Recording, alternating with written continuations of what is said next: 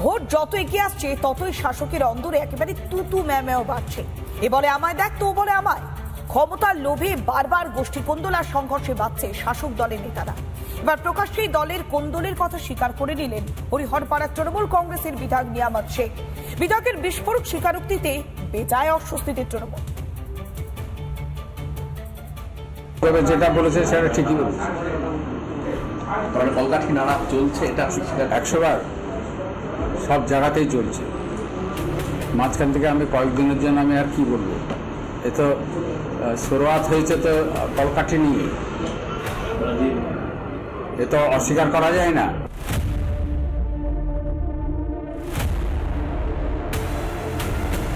ছাব্বিশের বিধানসভার আগে তৃণমূলের গলার কাঁটা কোন্দল। রাজ্য জুড়ে কোন্দল সামলাতেই হিমশিম খেতে হচ্ছে তৃণমূলের শীর্ষ নেতৃত্বকে। তাতেও যেন ঢাকা যাচ্ছে না অস্বস্তি। কখনো কেষ্ট কাজল দ্বন্দ্ব, তো কখনো আবার শওকত আরাবুলের ঝামেলা প্রকাশ্যে আসছে। এবার আর রাখঢাক না রেখেই দলীয় কোন্দলের কথা স্বীকার হরিহরপাড়ার তৃণমূল বিধায়ক নিয়ামত শেখের। জায়গায় ডিস্টার্ব নয় তা নয়, প্রত্যেকটা বিধানসভা ডিস্টার্ব রয়েছে।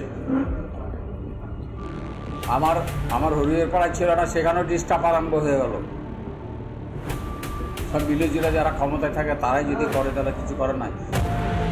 হরিহরপাড়ার বিধায়ক যখন দলীয় কোন্দল নিয়ে মুখ খুলছেন, তখনই ভরতপুরের তৃণমূল বিধায়কের মুখে হুমকির সুর।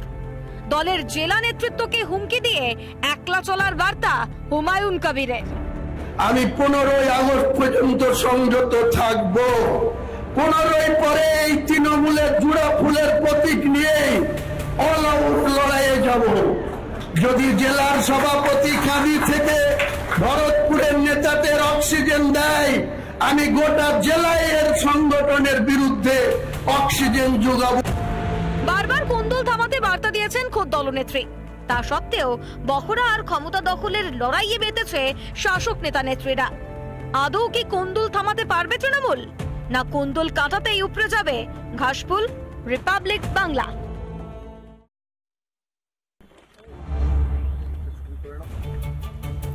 শাসক কোন্দলের রক্তাক্ত দক্ষিণ 24 পরগনা নজর ঘোরাতে এবার শুরু হয়ে গিয়েছে দোষারোপের পালা।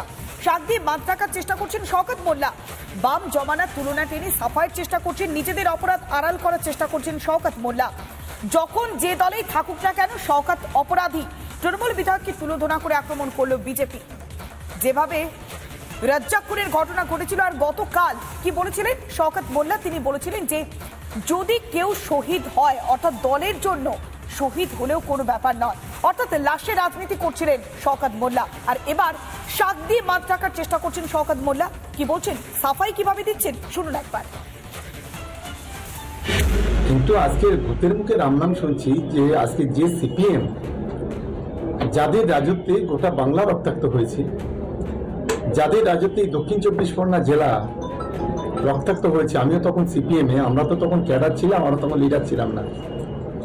এই সুজন চক্রবর্তী, শ্রমিক লাহিড়ী, কান্তি গাঙ্গুলি, তৎকালীন রেজ্জাক মোল্লা, সমীর পুরুতুন্ডু, শান্তিময় ভট্টাচার্য, রতন বাগচি, অনেক বড় বড় নেতা, সব জেলা সম্পাদক মন্ডলীর সদস্য, কেউ রাজ্য কমিটির সদস্য, তাদের নেতৃত্বে এবং নিজেদের গোষ্ঠী দ্বন্দ্বে, নিজেদের শরিকে লড়াইতে এই দক্ষিণ 24 পরগনা মাটি রক্তাক্ত হয়েছিল। কোথাও 10 জন, কোথাও 15 জন, কোথাও 9 জন, কোথাও 5 জন, কোথাও 1 জন, কোথাও 2 জন, একটার পর একটা খুন হয়েছিল। শুনলেন তো ক্যানিং পূর্বে তৃণমূল কংগ্রেসের বিধায়ক শওকত মোল্লা ঠিক কিভাবে সাফাই দিচ্ছেন।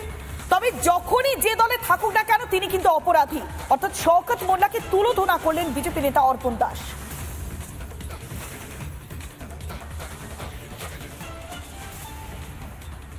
এই শওকত মোল্লা কোনোদিন ক্যাডার ছিল না, এ ছিল সিপিএম এর ক্রিমিনাল, এখন টিএমসি এর ক্রিমিনাল।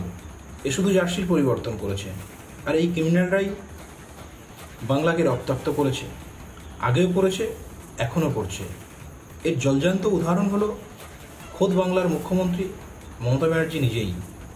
কারণ জীবনতলা মাঠে মমতা ব্যানার্জি জনসভায় কি ঘটনা ঘটেছিল সেটি আজও কারোর অজানা নয়।